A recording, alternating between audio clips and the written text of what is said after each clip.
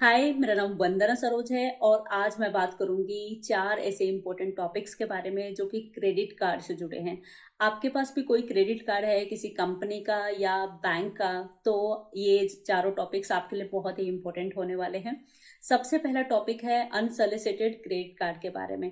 आपके पास कोई ऐसा क्रेडिट कार्ड आता है जिसके लिए कोई ऑनलाइन रिक्वेस्ट आपने नहीं डाली, कोई एप्लीकेशन फॉर्म आपने नहीं भरा, लेकिन ऐसा क्रेडिट कार्ड आपके पास आ जाता है, वो भी बिल के साथ। तो आप क्या करें? क्या उस बिल को भरें?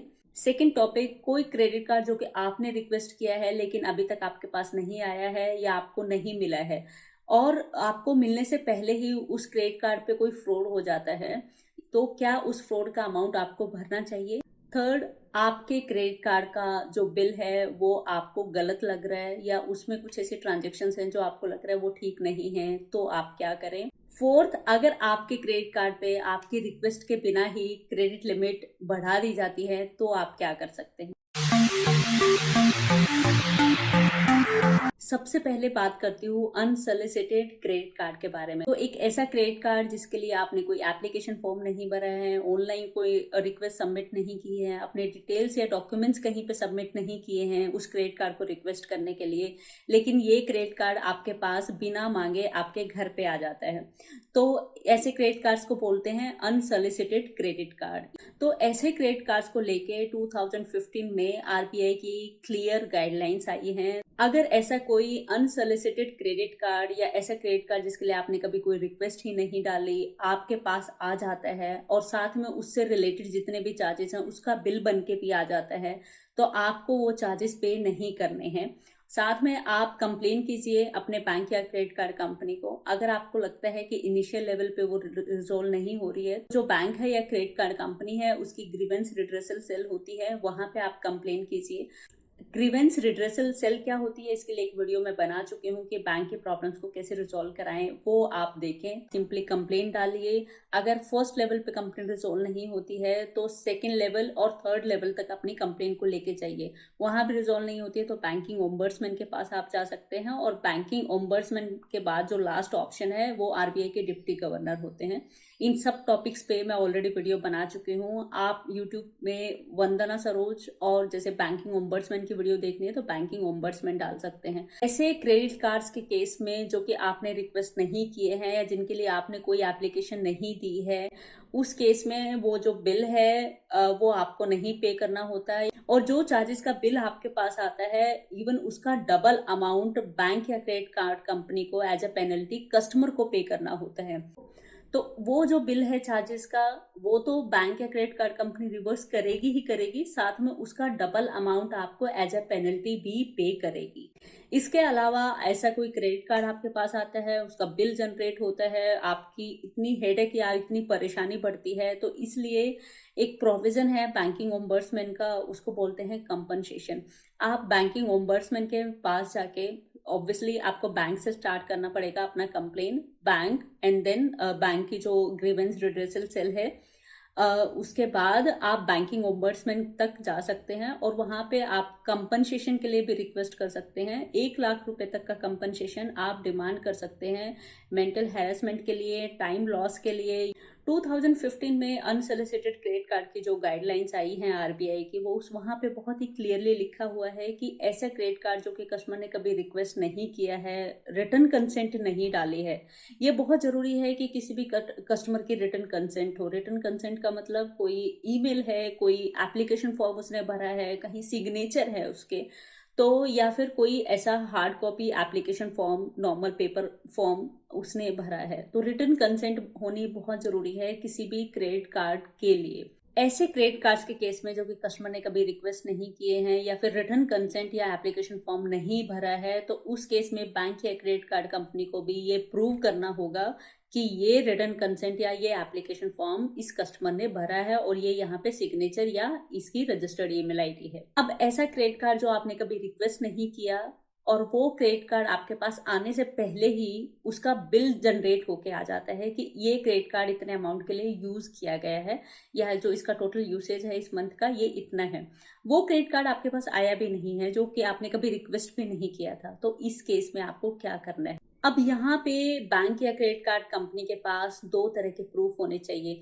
तो फर्स्ट प्रूफ उसके पास होना चाहिए कि उन्होंने ये क्रेडिट कार्ड आपको हैंड ओवर किया था। तो कोई ऐसे रिसीट, रिसीविंग आपकी तरफ से या कोई सिग्नेचर, जब आपको ऐसा कोई कुरियर या फिर पोस्ट ऑफिस के थ्रू ऐसा कोई जो पैकेट है वो हैंड ओवर किया गया था जिसमें कि ये क्रेडिट कार्ड था, तो वो रिसीविंग या सिग्नेचर का प्रूफ बैंक या क्रेडिट कार्ड कंपनी को दिखाना होगा। साथ में बैंक या क्रेडिट कार्ड कंपनी को आपका एप्लीकेशन फॉर्म या आपका रिटर्न कंसेंट या फिर ऑनलाइन रिक्वेस्ट जो कि आपने उस क्रेडिट कार्ड के लिए की हो वो भी दिखाना होगा।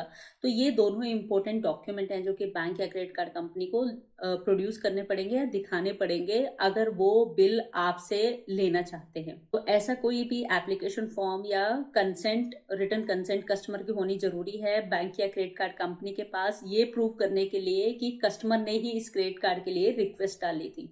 अगर ये दोनों डॉक्यूमेंट नहीं है तो उस केस में आपको ऐसा कोई बिल, फ्रॉड का या मिसयूज का मंथली बिल है या फिर क्रेडिट कार्ड से जुड़े चार्जेस का बिल है, वो आपको पे करने की बिल्कुल भी जरूरत नहीं है। आपके bank, mutual funds, insurance, securities companies, post office, defence forces and travel videos पाने के लिए इस चैनल को सब्सक्राइब करें।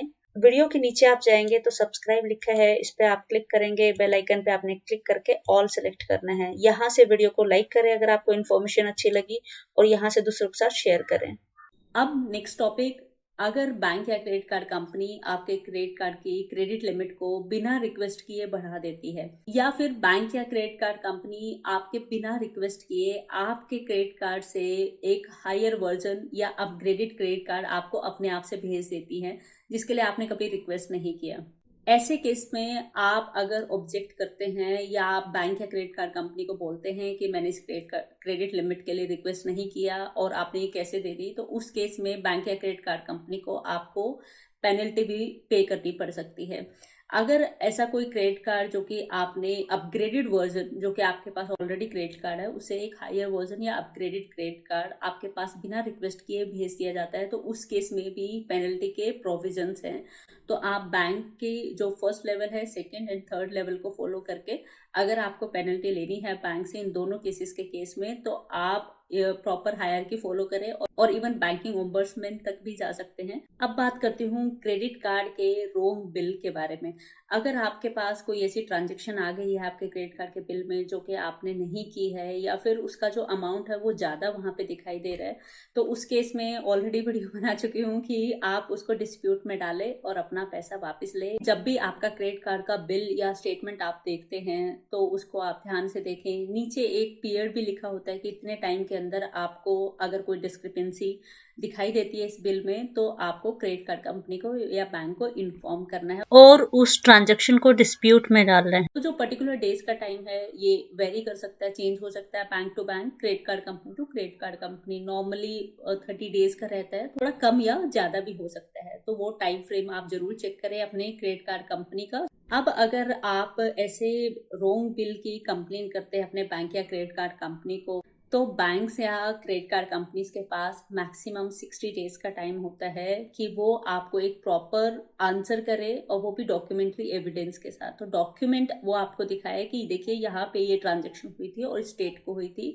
ताकि आप अपने आप को सेटिस्फाई कर सके कि हाँ ये ट्रांजेक्शन मैंने ही की थी। तो ऐसी रोंग बिलिंग के केस में बैंक या क्रेडिट कार्ड कंपनी आपको डॉक्यूमेंट्री एविडेंस देने से मना नहीं कर सकता। साथ में डिस्प्यूट में डाल के उस ट्रांजेक्शन को रिजॉल्व कराने का तरीका भी आपके पास है और उसके अगेंस्ट कंप्लेन करें और अपने बिल को ठीक कराएं।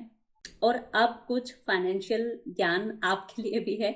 तो ऐसा कोई क्रेडिट कार्ड अगर आपके पास आता है जिसके लिए आपने कोई रिक्वेस्ट नहीं डाली, तो ऐसे क्रेडिट कार्ड्स को एक्सेप्ट ना करें। और अगर आपके पास ऐसा कोई कुरियर या पोस्ट ऑफिस से कोई पैकेट आता है तो भी आप अपनी रिसीविंग ना दें और उसको एक्सेप्ट ना करें। सेकेंडली, अगर आपके पास ऐसा कोई बिल आ जाता है जो कि क्रेडिट कार्ड नहीं आया लेकिन बिल आ गया है, तो घबराने की बिल्कुल भी जरूरत नहीं है। मैं ऑलरेडी पूरा तरीका बता चुकी हूँ। मेरे चैनल पे आपको सारी वीडियोस मिलेंगे जो कि क्रेडिट कार्ड या ऐसी कोई पेमेंट या ट्रांजेक्शन के इश्यू से रिलेटेड है। धैर्य रखें, यूट्यूब में सर्च करें, नाम डाल के, टॉपिक डाल के आपको वीडियोस मिलेंगे और उस वीडियोस को पूरा पेशेंस के साथ देखें। आपके जो भी डॉक्यूमेंट हैं लाइक आईडी प्रूफ है, पैन कार्ड है या फिर आधार कार्ड है, ऐसे कोई भी डॉक्यूमेंट जो कि आपकी आइडेंटिटी से रिलेटेड हैं उनको संभाल के रखें, का मिसयूज ना होने दें। इसके अलावा जो मेरी वेबसाइट है जहाँ पे आपको पैसे से जुड़ी हुई सारी प्रॉब्लम्स का सोल्यूशन मिलेगा, जितने भी बैंक्स हैं, जितने भी इंश्योरेंस कंपनीज हैं, लाइफ इंश्योरेंस है, जनरल इंश्योरेंस है या फिर म्यूचुअल फंड कंपनीज हैं या डीमेट या सिक्योरिटीज कंपनीज हैं, तो उनके डायरेक्ट लिंक्स कस्टमर्स की प्रॉब्लम्स को रिजॉल्व कराने के लिए वो मैं वहाँ पे डाल रही हूँ, ताकि आपको अपने हर बैंक की वेबसाइट पे जाके वो लिंक्स या वो इम्पोर्टेंट जो टैब्स हैं वो ढूंढनी ना पड़े। तो आप वहाँ पे विजिट करके भी अपनी प्रॉब्लम को रिजॉल्व करा सकते हैं। आपके bank, mutual funds, insurance, securities companies, post office, defence forces and travel videos पाने के लिए इस चैनल को सब्सक्राइब करें। वीडियो के नीचे आप जाएंगे तो सब्सक्राइब लिखा है, इस पे आप क्लिक करेंगे, बेल आइकन पे आपने क्लिक करके ऑल सेलेक्ट करना है। यहाँ से वीडियो को लाइक करें अगर आपको इन्फॉर्मेशन अच्छी लगी और यहाँ से दूसरों के साथ शेयर करें। तो मिलती हूँ नेक्स्ट वीडियो में। Thank you for your time. Bye bye.